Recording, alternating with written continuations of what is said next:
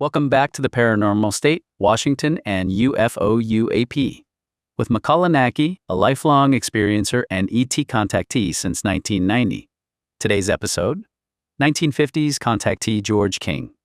If the American contactees of the 1950s were stumbling around the desert like wide-eyed pioneers of the weird, George King marched onto the scene with a clipboard and inflexible set of spiritual bylaws, and the entrepreneurial ambition to franchise cosmic channeling into a Fortune 500 spiritual empire. A London-based medium, hardcore yoga zealot, and crucially a working-class London cabbie dodging traffic, King founded the Aetherius Society in 1955.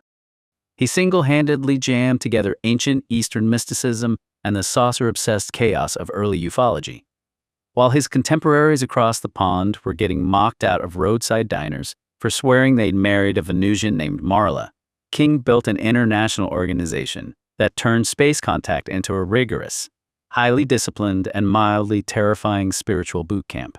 Best of all, King's grand cosmic awakening didn't happen during some cinematic desert vision or spooky highway roadblock. It happened in May 1954, right in the middle of scrubbing greasy dinner plates in his London flat. According to King, he was elbow-deep in soapy dishwater when a voice boomed out of nowhere. "Prepare yourself. You are to become the voice of Interplanetary Parliament instead of dropping a plate and backing away slowly toward a medical professional." King, who was already well-versed in the extreme contortions of Raja Yoga, simply nodded, squeezed out his sponge, and treated the voice like an unsolicited corporate promotion. He immediately dove into an intense regimen of self-flagellating self-discipline, announcing he was being groomed to channel the cosmic masters. These weren't your friendly neighborhood little gray guys. They were elite, ultra-evolved extraterrestrials chilling on remote planets or vibrating in higher dimensions whose full-time, unpaid internship was managing Earth's chronically failing spiritual remedial class. What truly separated George King from backyard dreamers like Adamski or Menger was his heavyweight, utterly bureaucratic theological framework. He didn't just casually gossip with space people, turn the cosmos into a Fortune 500 franchise with an aggressive HR department. The Master Jesus, Interstellar CEO : King casually dropped one of the most delightfully unhinged theological plot twists of the 20th century by claiming he was the direct landline for the Master Jesus. King argued that Jesus wasn't merely a historical figure stuck in ancient Judea. He was an absolute cosmic boss who had since packed his bags and relocated to Venus or higher spiritual planes to expand his franchise across the solar system. Galactic zoning and red tape, forget warm, fuzzy New Age notions of universal brotherhood. King envisioned a universe operated with all the joyous paperwork of a municipal tax office. He insisted that an actual governing body called the Interplanetary Parliament was actively micromanaging the spiritual affairs of our solar system. This instantly transformed flying saucers from mysterious anomalies into official corporate transit vehicles, operating under strict galactic zoning codes and divine executive orders. Turns out, when George King was stuck in traffic picking up fares in his London taxi, he was just moonlighting for his real day job, acting as the ultimate bureaucratic switchboard operator for the Galactic Senate. If you thought 1950s UFO groups were just casual coffee klatches where folks swapped grainy Polaroids of hubcaps and talked about world peace, George King's Aetherius Society marched in with a whistle and a clipboard to completely ruin the fun. This wasn't a bunch of starstruck dreamers gazing wistfully at the moon. It was a hardcore, high-discipline spiritual boot camp. Yoga as interstellar firmware. King didn't teach meditation to help you unwind after fighting London traffic. He treated ancient yoga practices like a mandatory technical training manual. He argued that the Space Brothers only bothered visiting Earth because they had completely hacked their biology and consciousness. If you wanted to slide into the cosmos's DMs, you had to sweat it out through brutal self-discipline, chanting drills, and relentless spiritual cardio. The Mad Scientist Power Bank. This is where King truly went full mad scientist. Blending fringe science with high-octane strangeness, he invented the prayer bateria, literal physical gadget that he swore could store up the spiritual juice, generated by group chanting, and unleash it during global disasters like the Cold War. During events brilliantly dubbed Operation Prayer Power, Devoted followers would plug into spiritual battery packs, force-feeding healing energy to crisis zones the exact way modern people plug in their dead smartphones before bed. Bureaucracy saves the world, complete with rigid hierarchies, formal rituals, and a grand mandate to rescue humanity. The Aetherius Society quickly scaled into a global powerhouse. At the end of the day, George King looked at the wild, free-spirited, tie-dyed chaos of the 1950s contactee scene and decided what it really needed was a heavy dose of middle management, aggressive yoga posture, and battery-operated prayer grids. George King didn't merely chat with extraterrestrials over a casual cup of tea. He approached his title as primary terrestrial channel with the unblinking, terrifying focus of an IRS auditor pulling an all-nighter. Over the decades, King recorded thousands of hours of channeled transcripts straight from the cosmic masters. Forget the light, breezy campfire gossip found in typical contactee paperbacks. These were dense, brain-melting lectures on multidimensional physics, spiritual geometry, and the impending doom of humanity. Naturally, critics pointed out that the Aetherius Society shared a striking resemblance to a high-control spiritual cult. But King never batted an eye. He maintained a fiercely loyal, intensely disciplined following, steering his cosmic corporation until his death in 1997, and leaving behind a library of teachings that his disciples study with the gravity of Supreme Court justices. Why he matters, turning saucerology into corporate religion. At the end of the day, George King was the man who single-handedly dragged the flying saucer out of the desert and into a boardroom. The corporate takeover of the cosmos. While other contactees were gazing out at the night sky with wide-eyed wonder, King slapped a rigid, yogic, and deeply Christ-centered corporate framework onto the entire movement. The antidote to chaos. He offered a reassuring sense of middle management order and divine bureaucracy to a public completely overwhelmed by the chaotic atomic age high strangeness of the 1950s. Sweat, not sightings. King didn't just ask people to stand in a muddy field, waiting for a shiny hubcap to fly by. He demanded they roll up their yoga mats, plug in their literal prayer batteries, and get to work. By building the most durable, long-lasting institution of the contactee era, King proved something profound. For a lot of mid-century seekers, the UFO phenomenon wasn't really about nuts and bolts technology from another star. It was a brilliant, desperate attempt to invent a brand new cosmic religion, one capable of bridging ancient mysticism with a terrifying atomic-powered future. When you line up the social and psychological ecosystem of a 1950s follower of George King against a Gen Z or Gen Alpha kid scrolling through TikTok in 2026, the contrast is hilarious. The universe hasn't changed, but the way humanity panics about it has undergone a total, bug-ridden software update. Here is how the circumstances, mindset, and coping mechanisms stack up across the decades. The apocalypse landscape. The 1950s reality, life was defined by delightfully straightforward physical terrors. You had elementary school duck and cover drills, radar nets scanning the Arctic for Soviet bombers, and the impending sunburned shadow of the atomic mushroom cloud. The danger was out there in the sky or across the ocean. Gen Z and Alpha reality. The threat landscape has gone microscopic, digital, and entirely exhausting. Modern youth are growing up under the weight of climate anxiety, hyper-accelerated AI developments, economic instability, and a 24-hour news cycle piped straight into their pockets. The apocalypse isn't a single bomb dropping.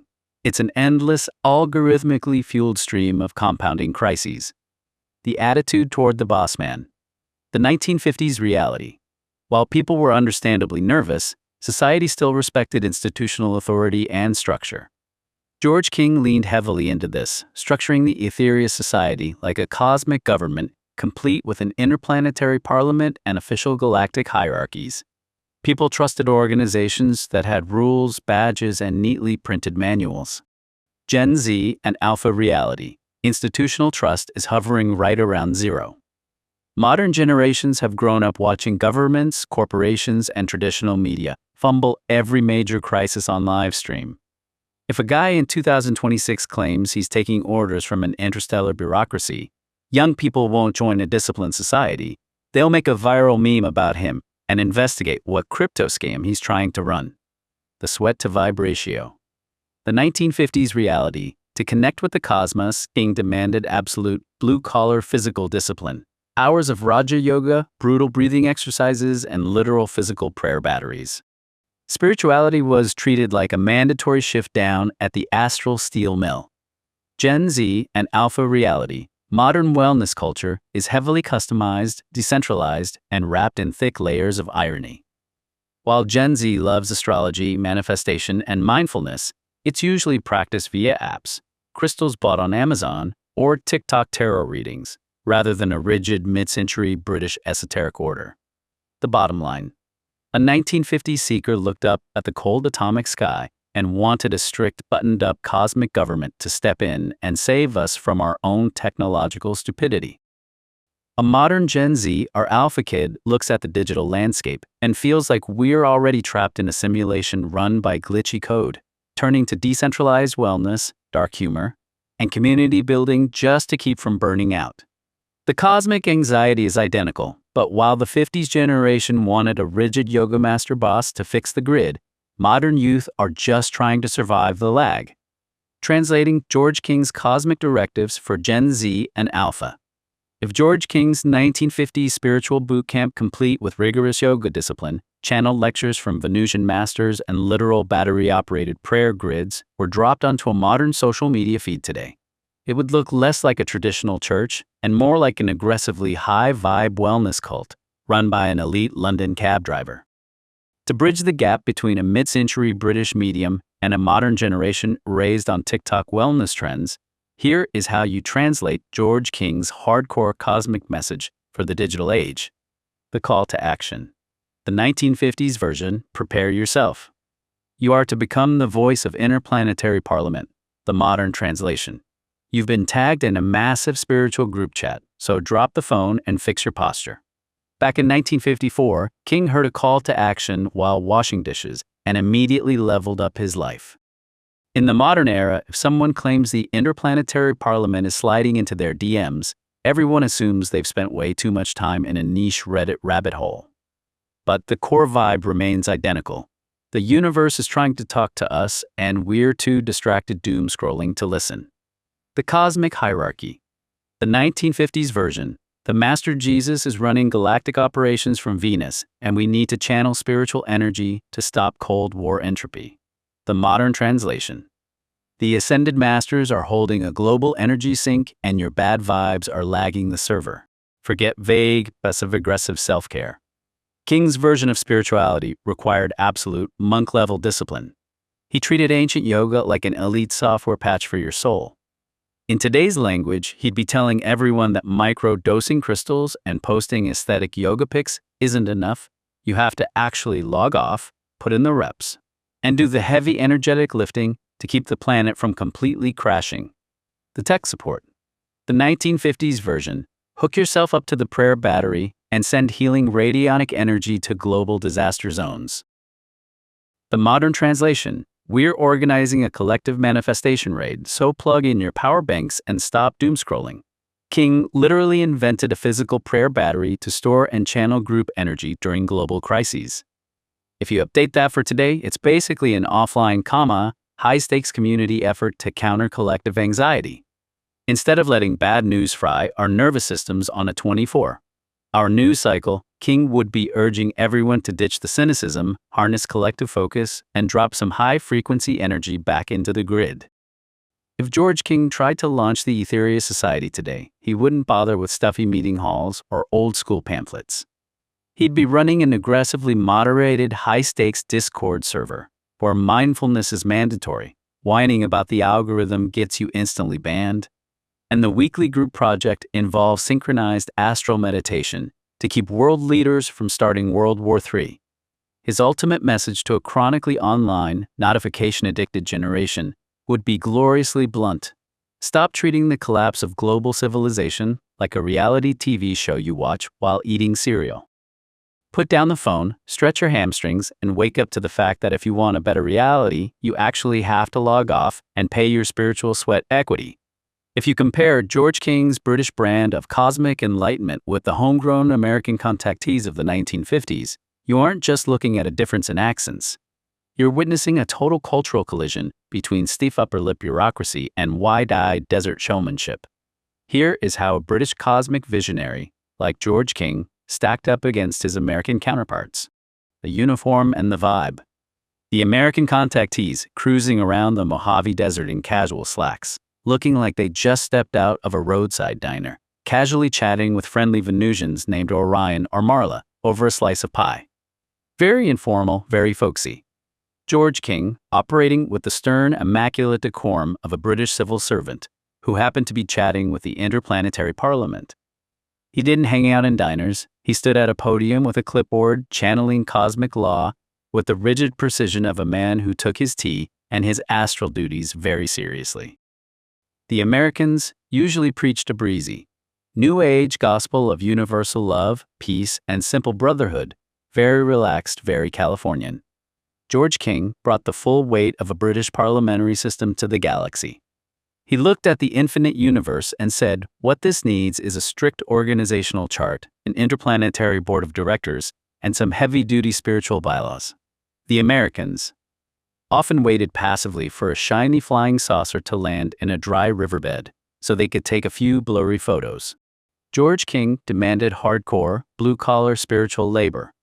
No lounging in the desert allowed. You had to sweat it out doing grueling Raja yoga and plug into literal battery-operated prayer grids like a proper British electrician, keeping the power grid online. The bottom line. While American contactees treated space visitation like a casual road trip to a scenic overlook, George King treated it like an administrative merger with the divine. The Americans wanted a cosmic hug.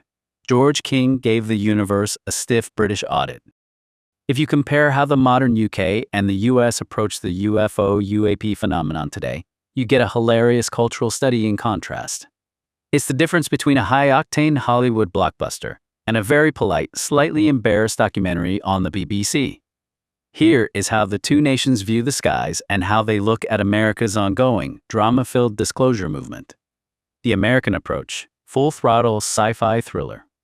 In the US, the UAP conversation is treated like a cross between a national security panic and a blockbuster season finale. You have congressional hearings with whistleblowers dropping bombshell testimony, Pentagon officials leaking thermal footage of Tic Tac objects defying physics, and breathless news anchors talking about non-human biologics with a straight face. It's loud, it's theatrical, and everyone is ready to storm Area 51. The British approach, the stiff upper lip ministry of silly sightings.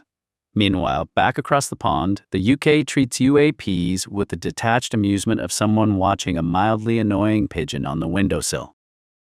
The British Ministry of Defense quietly dumped its historical UFO files, the famous X-Files, into the National Archives, and essentially shrugged, saying, right, well, none of these ever threatened national security. So let's pop down to the pub. There is no massive grassroots panic. It's all very understated. The UK perspective on US disclosure. Eating popcorn across the pond. How did the British view America's endless high-drama UAP disclosure movement? With a mix of utter fascination and supreme British skepticism. While Americans are testifying under oath about crashed interstellar vehicles, the average Brit looks at Capitol Hill with raised eyebrows, assuming it's either an elaborate political distraction, a defense contractor funding scam, or just another example of Americans getting entirely too excited about things. While the US treats UFO disclosure like an apocalyptic season finale that requires immediate congressional intervention, the UK treats it like an eccentric American reality show, entertaining to watch from a safe distance, but definitely not something you bring up in polite company over afternoon tea. To be continued. Watch and listen. Watch the cinematic video trailer. Listen to the full podcast now. Explore the archived Cosmic Awakening Volume 1, 1991, Peru, Journey into the Unknown. Sacred Valley of the Incas. Volume 2, Ascension 2012, The Golden Alchemy. Part 3, The First Contact and the Paranormal State. Join the journey. New episodes drop periodically. Each chapter delivers a tight, hyper-focused 10 to 30-minute exploration into the evolution of ufology, perfect for your daily plunge into decoding hidden messages from outer space, designed to raise awareness and foster human evolution. Subscribe to support your inner development. Thumbs up to help push our channel through the algorithm. Comment below. Share your thoughts on today's episode.